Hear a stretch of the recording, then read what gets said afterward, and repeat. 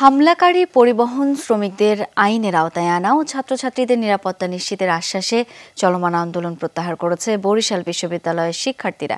একই সাথে কর্মসূচি থেকে সরে এসেছে পরিবহন মালিক শ্রমিকরাও। বেলা 11:30টায় ক্যাম্পাসে দুই পক্ষের সাথে বৈঠকে বসেন উপাচার্য ও পুলিশের ঊর্ধ্বতন কর্মকর্তারা। সভায় সিদ্ধান্ত হয় পরিবহন শ্রমিকরা কোনো শিক্ষার্থীর সাথে অসদাচরণ করলে তা প্রশাসনকে জানানো হবে।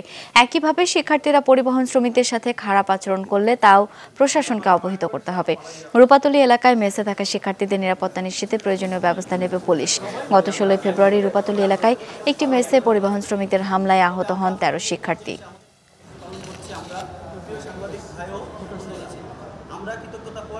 বাস মালিক সমিতি, শ্রমিক ইউনিয়ন এবং হাউজিং এস্টেট সমিতি তারা আমাদেরকে লিখিত নিরাপত্তা দিয়েছে যে এই ঘটনার প্রেক্ষিতে ভবিষ্যতে কোনো ঘটনা ঘটবে না, যদি ঘটে সম্পূর্ণ দায়ভার তারা নেবে। আপনারা ভালো করে জানেন, আপনারা দেখছেন কারা হামলা করছে।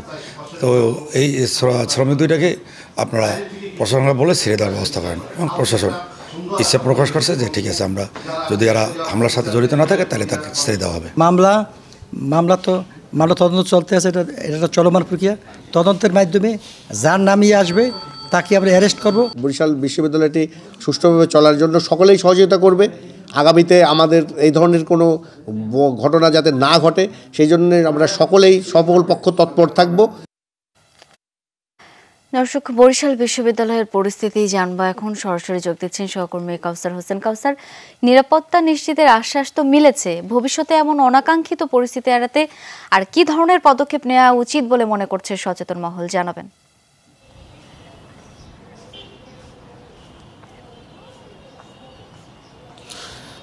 শাওন, শুরু থেকেই যখন বরিশাল বিশ্ববিদ্যালয় প্রতিষ্ঠিত হয়েছিল তখনই কিন্তু বরিশালের সচেতন মহল থেকে শুরু করে সুশীল সমাজ সবাই কিন্তু যেখানটায় বরিশাল বিশ্ববিদ্যালয় বর্তমানে রয়েছে, বরিশাল কুয়াকাটা সড়কের পাশে স্থাপনের বিরোধিতা করেছিলেন। তারা শুরু থেকেই ভেবেছিলেন যে এই ধরনের বিশ্ববিদ্যালয়টি যদি মহাসড়কের পাশে করা হয় সে কারণে বিভিন্ন সময় শিক্ষার্থীদের দাবি আদায় তারা সড়কটি অবরোধ করতে পারেন এবং সাধারণ মানুষ ভোগান্তিতে পড়তে পারেন। এবং সেই সংখ্যাটাই কিন্তু বাস্তব রূপ নিয়েছে। গত 10 বছরে কিন্তু বিভিন্ন সময় শিক্ষার্থীরা মহাসড়কটি অবরোধ করেছেন এবং মানুষ ভোগান্তিতে পড়েছে এবং অর্থনৈতিকভাবে কিন্তু এই অঞ্চলটা কিছুটা পিছিয়ে পড়েছে। এবং এই সমস্যার সমাধানের জন্যই কিন্তু গত কয়েক দফায় কিন্তু বিশ্ববিদ্যালয় প্রশাসন, পুলিশ প্রশাসন, শিক্ষার্থীরা বসছেন এবং তারা কিন্তু একটি জায়গায় আসলে এসেছেন। তারা বলছেন যে নিরাপত্তার বিষয়টা যদি তাদের নিরাপত্তা নিশ্চিত করা হয় সেক্ষেত্রে কিন্তু তারা রাস্তায় নামবেন না। এবং শিক্ষার্থীরা কিন্তু বলেছেন যে বিভিন্ন সময় বরিশাল রূপাতলী বাস স্ট্যান্ড থেকে যখন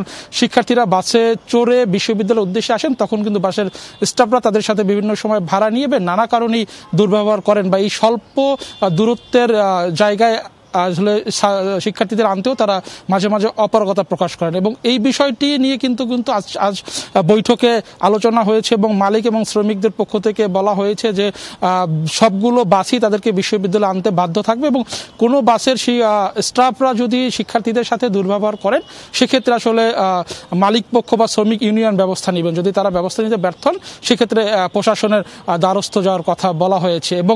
এবং মালিকদের বাস মালিকরা কিন্তু শিক্ষার্থীদের কাছ থেকে একটি বিষয় নিশ্চয়তা চেয়েছেন, তারা যাতে আসলে কোনো কারণেই তাদেরকে না জানিয়ে কোনো আন্দোলনে না যান। শিক্ষার্থীরা কিন্তু সে ব্যাপারে আশ্বাস দিয়েছেন। শাওন, কাউসার, ধন্যবাদ আপনাকে।